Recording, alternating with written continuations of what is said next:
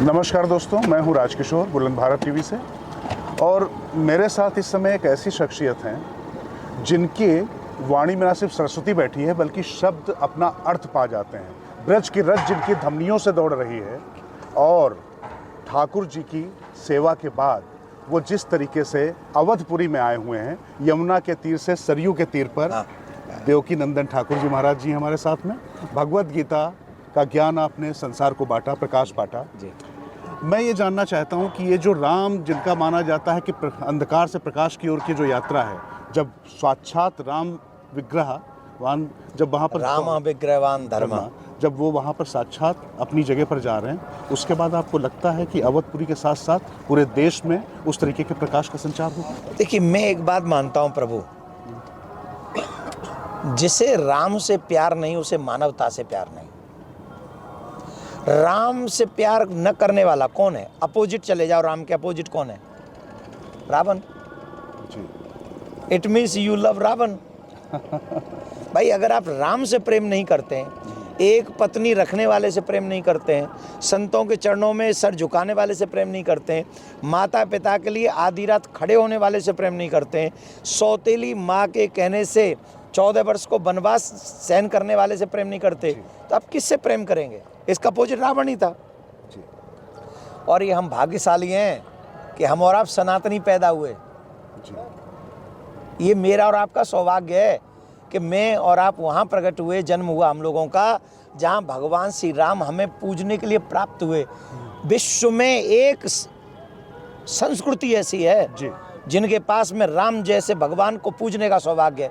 कोई संस्कृति ऐसी नहीं है जिन्हें राम जैसी दिव्य संस्कृति, संस्कार युक्त, जिसके लिए कहा गया है कि राम विग्रहवान धर्म, जो राम ने किया वही धर्म है।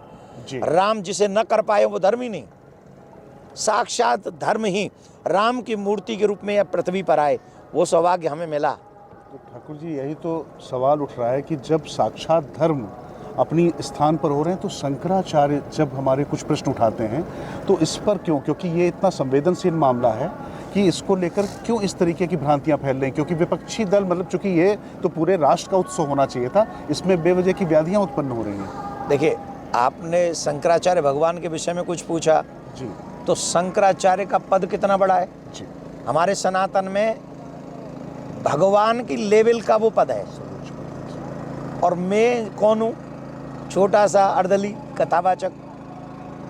तो आप अगर उनका प्रश्न मेरे से करेंगे तो वो सही समन्वय उत्तर भी नहीं मिल पाएगा। उनके प्रश्न का उत्तर या उनके ऊपर बोलने का अधिकार मुझे नहीं है। आप इनके अलावा कुछ भी पूछ लीजिए, मैं सब बताऊंगा। नहीं, मैं जो विपक्षी दल उनका नाम लेकर जो बात कर रहे हैं, खासतौर से भारतीय जनता पार्टी का, उन्होंने इसको कार्यक्रम घोषित कर दिया है, लेकिन विपक्षी दल कह रहे हैं कि चूंकि शंकराचार्य जी इसलिए नहीं आ रहे हैं चूंकि ये धर्म सम्मत नहीं है। तो क्या ये वाकई धर्म सम्मत न होने की जो बात कही जा रही है, इसको लेकर क्या आपके विचार? देखिए, एक बात बताइए, जितने भी धर्माचार्य यहाँ प्राण प्रतिष्ठा कराएंगे जी, वो कौन है? पाकिस्तान से लाए गए जी। आप बताओ, जो यहाँ प्राण प्रतिष्ठा कराएंगे, वेद मंत्रों का उच्चारण होगा, तो जो प्राण प्रतिष्ठा कराएंगे वो कौन है? काशी के विद्वान। तो आप ये कहना चाहते हैं कि वो विद्वान नहीं है? आप ये कहना चाहते हैं वो सनातनी नहीं है? आप ये कहना चाहते हैं वो पाकिस्तान से आए? आप क्या कहना चाहते हैं? और जिन्होंने मुहूर्त निकाला होगा वो कौन है? मुहूर्त को लेकर भी कुछ प्रश्न उठाए जा रहे हैं। मुहूर्त निकाला तभी ना प्राण प्रतिष्ठा हो रही है जी। तो प्राण प्रतिष्ठा अगर हो रही है, मैंने अभी बोला था जी, सुदिन सुमंगल तबई जब राम हो जुबराज। काशी के बराबर विद्वान कहीं नहीं है, और काशी के विद्वान प्राण प्रतिष्ठा करेंगे। और जिन विपक्षियों की बात आप कर रहे हो, उन्हें शायद सनातन का सा का भी अर्थ न मालूम हो। मैं किसी का विरोध नहीं कर रहा हूँ, लेकिन मेरे जैसे मैं पॉलिटिकली इंटर नहीं हो रहा हूँ, वैसे आप धार्मिक तौर पे इन्वॉल्व मत होइए। आप बीजेपी के हैं, मैं बीजेपी का हूँ, मैं संघ का हूँ। यहाँ जो ये लोग गंगा जब ये सरयू स्नान कर रहे हैं, ये बीजेपी के हैं? क्या बात कर रहे हो आप? राम आए तो बोले बीजेपी के। ये तो मैं तो मजा तब आया ना जब बीच कांग्रेस भी कहे राम मेरे, सपा बसपा जितने भी लोग कहे राम मेरे। ये है भारत। तुम यार राम, तुम वोट पाने के चक्कर में के 2-4% लोग नाराज हो जाएंगे, इसलिए तुम नहीं जा रहे हो। लेकिन ये जो आपने विपक्षी दलों का नाम खुद लिया, पर अभी मैं राहुल गांधी को सुन रहा था, वो कह रहे थे कि ये पॉलिटिकल इवेंट होकर रह गया है, तो हमारी पार्टी से जो जाना चाहें जाएं, जो ना जाना चाहें ना जाएं। राहुल जी आना चाहेंगे कि नहीं? राहुल जी आए ना। आप राहुल जी पाकिस्तान में थोड़ी लीडर सांसद हैं, जी भारत में है ना। और भारत में राहुल जी हों, सोनिया जी हों, मोदी जी हों, योगी जी हों, सब लोग कहाँ के लीडर हैं? अखिलेश जी हों, क्या नाम है, जिन जिन का भी नाम ले लो आप, बड़े बड़े लोगों का, जी। ये कौन है? भारत में ही लीडर है ना। जी। तो भारत में एक बहुत संख्या में लोग रहते हैं जो राम को मानते हैं, जी जो राम को पूजते हैं। राम उनके प्राण है और उनके प्राण आ रहे हैं, 100 करोड़ लोगों के प्राण आ रहे हैं। मेरी बात सुनो, प्राण आ रहे हैं, जी आप मेरी खुशी में शामिल क्यों नहीं हो रहे?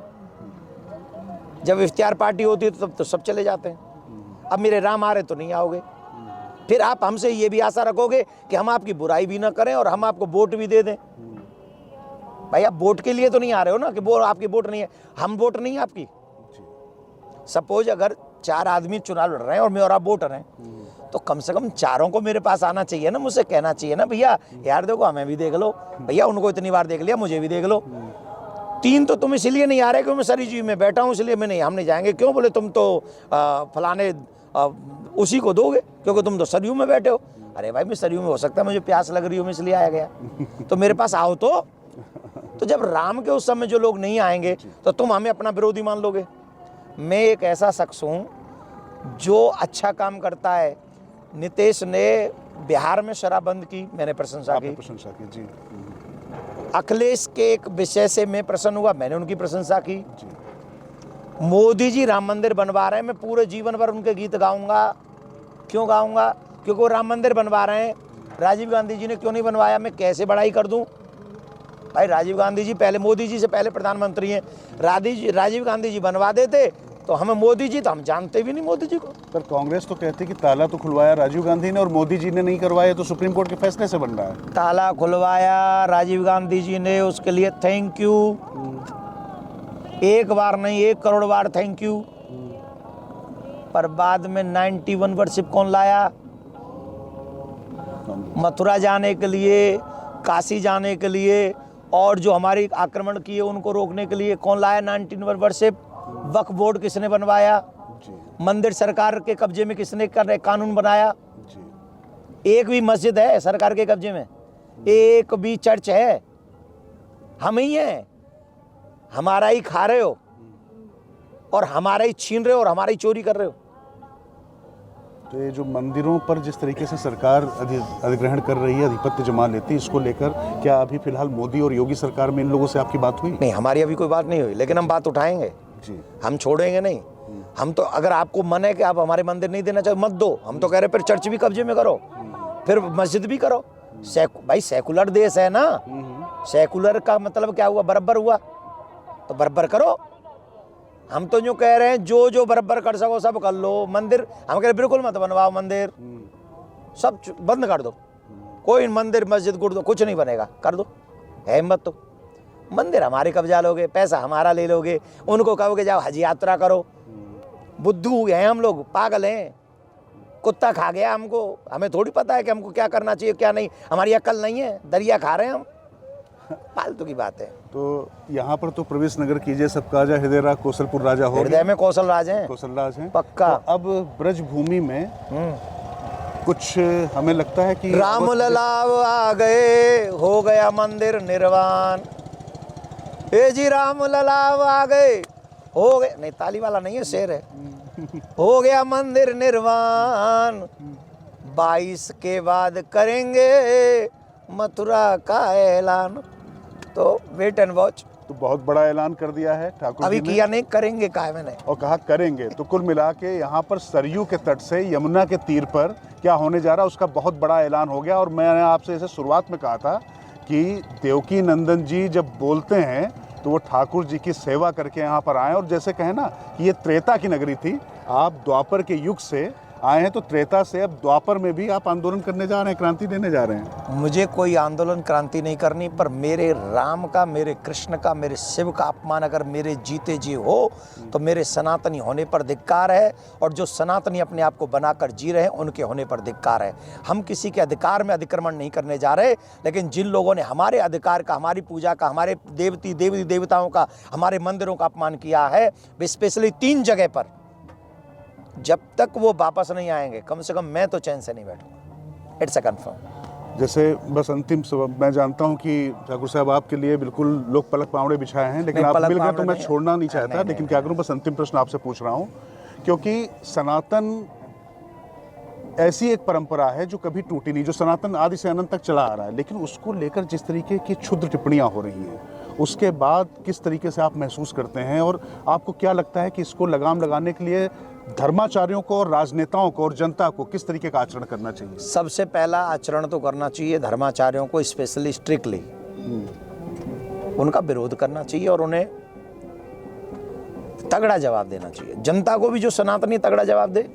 दूसरा, सरकार ये कानून बनाए कि जैसे अगर हमारे कोई देवी देवताओं का ईश का अपमान करता है तो ईश निंदा का अपमान भी फांसी की सजा, मृत्युदंड या आजीवन कारावास होना चाहिए। कोई हमारे धर्म, संविधान कहता है आप किसी के धर्म का अपमान नहीं कर सकते जी, लेकिन स्टालिन फिर भी करते हैं। लेकिन किया, फिर इसने चुनाव आयोग की क्या जिम्मेदारी रह गई जी? इसमें संविधान का क्या सम्मान हो गया? आपने बाबा साहब अम्बेडकर का अपमान किया है, आपने संविधान का अपमान किया है, क्योंकि संविधान में आप किसी के धर्म का अपमान नहीं कर सकते। ऐसे जो संविधान को नहीं मानते वो संवैधानिक पद पे कैसे रह सकते हैं?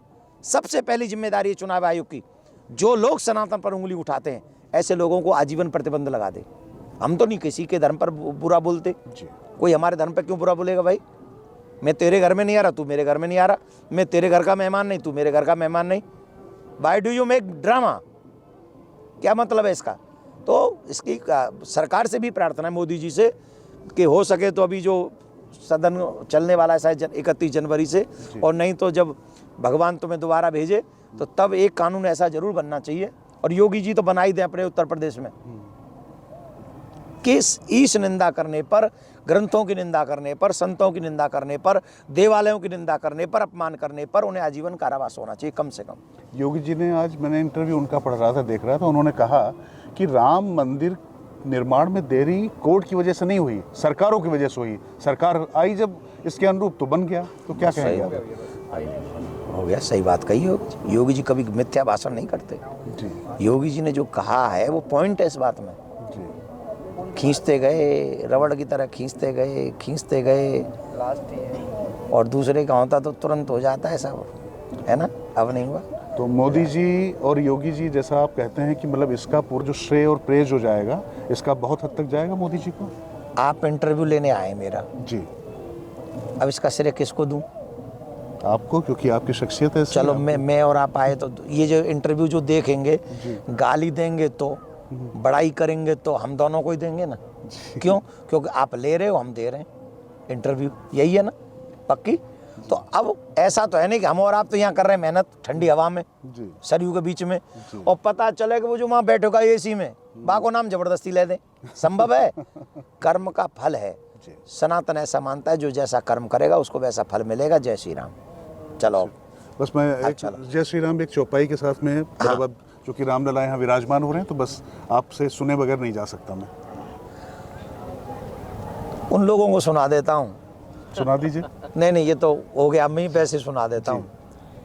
जाकी रही भावना जैसी, प्रभु मूरति देखी तेन तैसी, राम ही केवल प्रेम प्यारा, जान ले ओ जो जानन हारा।